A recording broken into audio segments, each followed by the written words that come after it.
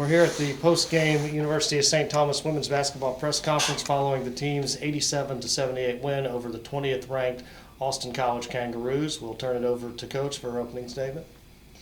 Obviously, last game at home and our senior day, and obviously having our two of our four seniors here with me right now, definitely was a great way to go out and with the win against a team that beat us at their home court when we played them right before Christmas. And to be able to compete the way that we did, knowing what we can do, was a good feeling, being able to see that we were able to come out with that. So proud of the effort that our program has done all year to get 20 wins. That's an amazing feat in basketball. So to be able to get that with the group that we had this year, definitely proud of everybody that was involved with that. Want to thank everybody who was definitely a part and gave us the opportunity to do all this, and all the behind the scenes people, Alan, Corey, Nick, our athletic director Todd, definitely our administration and supporting athletics the way that it has, even our men's team, and we're there through thick and thin on the road, being able to support each other there. So to end a season this way feels great, and now we have a chance to be able to go and fight for our ring. Bresha, Sheridan, you played your last game with the Jack today. What's kind of going through your guys' heads right now? I think right now, me personally, I'm so excited that we played the way that we did.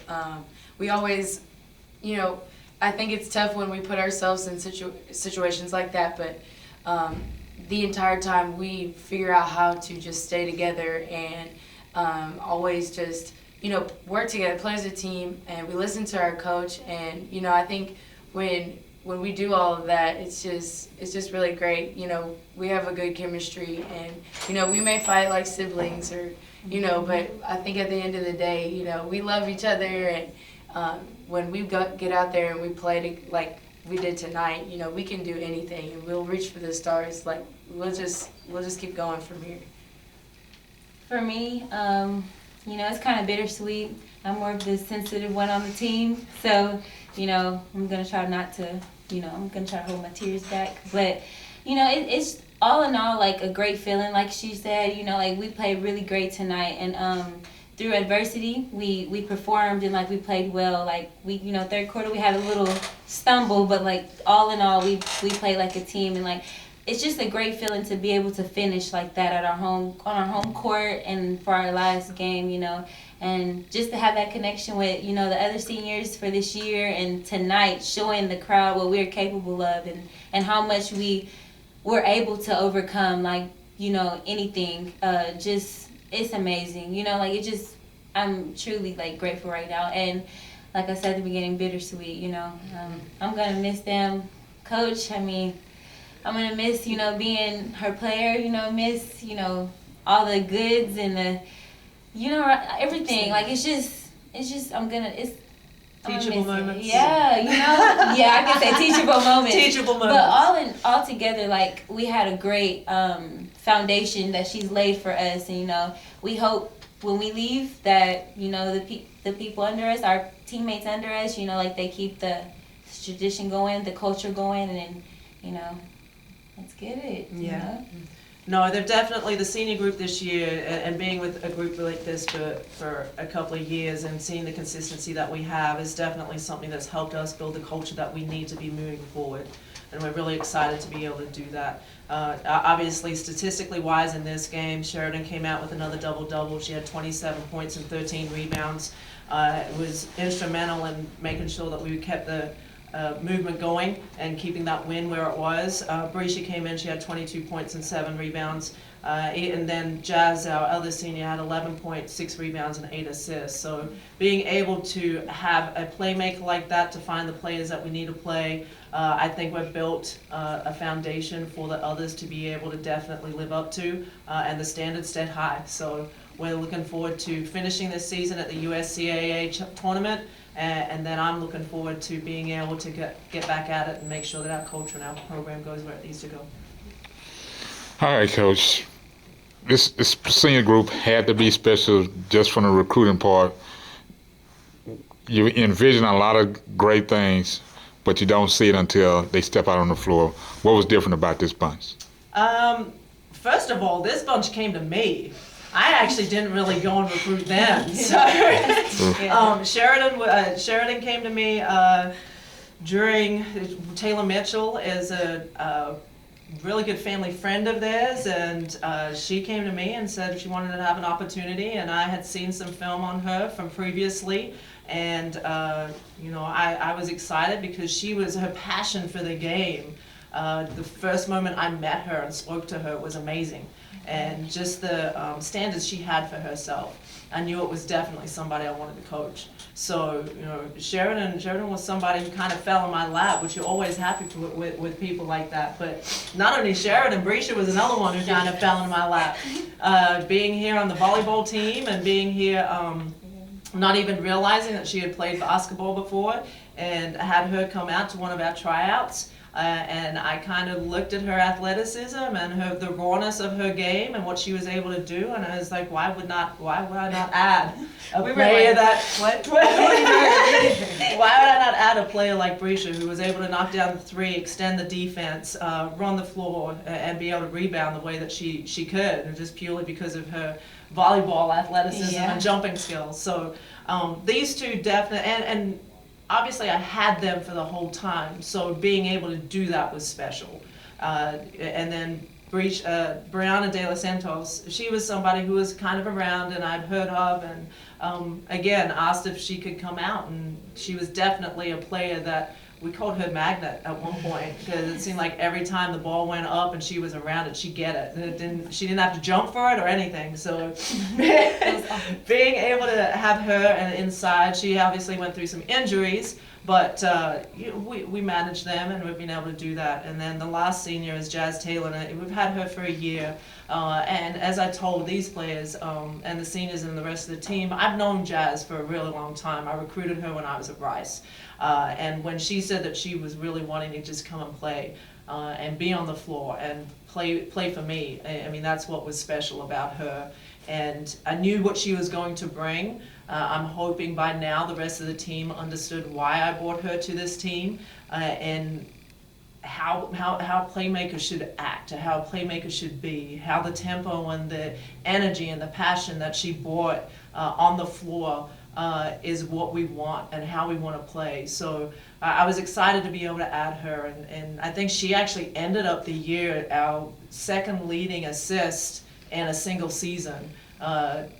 And she's right at 112, I think, right now for a season. So to be able to have that kind of playmaker who can find the right players at the right time was amazing. So the senior group, as much as I'd like to say that I'm a great recruiter, pretty much came to me. So I guess I'm a great magnet. Be able to attract players like that. And I'm looking forward to being able to recruit and be able to move on. But that's kind of the story behind our little group right here. Okay, this is going to be two-part. First with the players. At what point during the season that the light went on and says, we can finish this out? This is not the same group, not unit. We don't even see the basketball the same way as you did last season. When did it happen? I can honestly say it didn't happen during season. It happened preseason. It happened as soon as last year ended. We all knew, we wanted a different season. And then, like she said, from the magnets of different players, Jazz coming, when we first saw her, we were like, oh yeah, this is gonna be a good year. We're gonna show out this year, So I don't know, it's always I can agree with that too, because we were, we would play, again, open gyms and stuff, and it was fun. We had more competition this year, though, because we were like, okay, now people actually have to start fighting for a position now.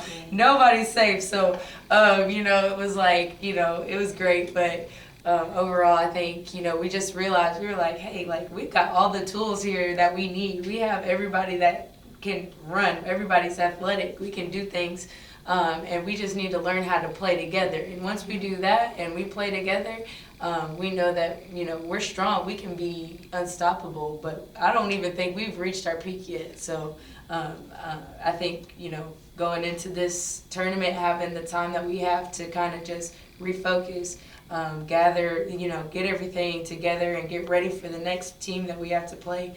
It's going to be, we have time to just start clicking even more. So I think, it's great. Coach, at some point during the season, you realize you've got a squad that can overcome some things and you don't have to call a lot of timeouts. When did that point happen? Oh, I think that was at the beginning for me as well. We sat down and we told everybody what we were looking for and what we were doing and what we were here to do. And I think from day one, everybody was on board. They knew that it could be special. They knew what we wanted. As far as the timeouts, and I think today is the first time I really called timeouts just to kind of settle us down. So they know how to manage, and I trust them on the court. I think that's one thing that I've always done is I don't panic. I know I don't need to panic because of the group that I have. I just let them play and play through it. And obviously today it was an emotional day. It was one of those. It's a senior day. It's the last day we had people here. It was a team that beat us when we went and played them, and we really wanted to win. So I think today was probably the only time I really felt like I needed to call a timeout because I fully entrust that they know what they need to get done, and they do listen to me when we need to slow things down, and I don't need to call the timeout to do that. And we just call the plays and get it done, and they know, and they're on the same page. So I think that's great to be, and that's another thing that I hope the seniors have instilled that culture within our team to be like, no, we can fight through this. We don't need to stop. We don't need to just continue to fight together and stay together. And as a unit, all three, moving forward, expectations is basically day to day now, just as you all wait out to find out where you play and whom. Yeah, we're just going to continue to prepare. I'm going to let them rest a little bit. I'm going to let their bodies kind of get back. We've got 2.5 weeks before we actually go and play. So we'll look at refining a few things, like keeping people in front of us. Was it too early? No. But we'll look to contain a little bit. But just little things like that we'll look to refine, and then getting into the postseason tournament, I think March 2nd or March 3rd is bid day. So we'll find out what rank we are and where we and who we play, and we're excited to be able to see that. Let me ask this question: are you hoping to host a game? Yeah, it's all in Pennsylvania. Oh, it's all in Pennsylvania. Mm-hmm. Where are you playing at? Do you know the arena? So we're playing at Uniontown, Pennsylvania, at Penn State Fayette University or college there, and the games are the 12th, March 12th, March 13th, and the championship game is March 14th. So it's a tournament style games, and if you win the first one, you get to advance. If you lose the first one, there's a consolation bracket. But we have a minimum of 2 games, possibly 3, to be able to play for the championship. So we're really excited and looking forward to trying to get that one. What are some of the challenges that will come about as you prepare for this teams that you, in almost certainty, have not seen anything on until now? Yeah, unfortunately, I've actually last couple of weeks I have been looking at some of the teams, so I do know what we're up against, and we've got some really tough competition. So I do know what we kind of need to work on, and definitely defense, keeping people in front, rebound will be a couple of things that we will concentrate on in the next week or two. But depending on who we actually do match up against, we'll see from there. The USCAA has some dual memberships, member teams that are at the NAI and scholarship level areas. Do you feel that they will be tougher than what you've seen in conference, or do you feel like this conference with Trinity and Austin College helped prepare you for this? We've been prepared with some of the teams that we've played. We've definitely been prepared. I think we definitely still will be challenged. As far as the scholarship players are concerned, if I were to take anybody right now in this country, it'd be these two. So it's one of those things where they're going to have to stop us just as much as we're going to have to stop them. So we're looking forward to it.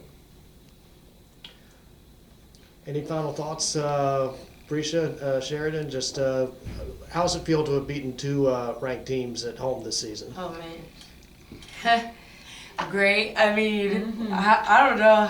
I mean, tonight I feel like was really good, but Trinity was the one that we were like really prepared for, and we were like, oh my gosh, we could beat them, like, you know, and we went back and we watched film, and, you know, she sent us a film, and it helps a lot, it helps us a lot, and I think, you know, just coming out and just mentally preparing is just really, really good, and we have people that, you know, do extra work, and besides practice, we practice real hard, and then we do extra work, you know, it's good, it's what we need, and then we come back and we play really hard. We fight through injuries. We, you know, coach has just really done a good job of just keeping us level-headed. You know, if we beat Trinity, that means, you know, that's good, but we gotta focus on these other games, and we gotta beat them too, and that's what we're gonna keep doing. Especially when we go to this tournament, we're gonna take it one game at a time. For me, losing to Trinity and Austin the first time just made us more motivated. I know right after the game, Sheridan herself, you know, I was kind of down, and she was like, no, we'll get them at home, and it just lifted me up, you know, I was like, okay, you're right, like, let's, from here on out, let's start over, like, we're gonna, when they come here, it's our game, so to be able to accomplish those 2 wins on our home court was really big for us, and well earned, so. Well, Coach Cross, Bresha, Sheridan, thank you for your time. This has been the UST Women's Basketball Press Conference following the team's 87-78 win over the 20th ranked Austin College Kangaroos. We look forward to talking to you as you all prepare for the tournament. Thank you. Thank you. Thank you.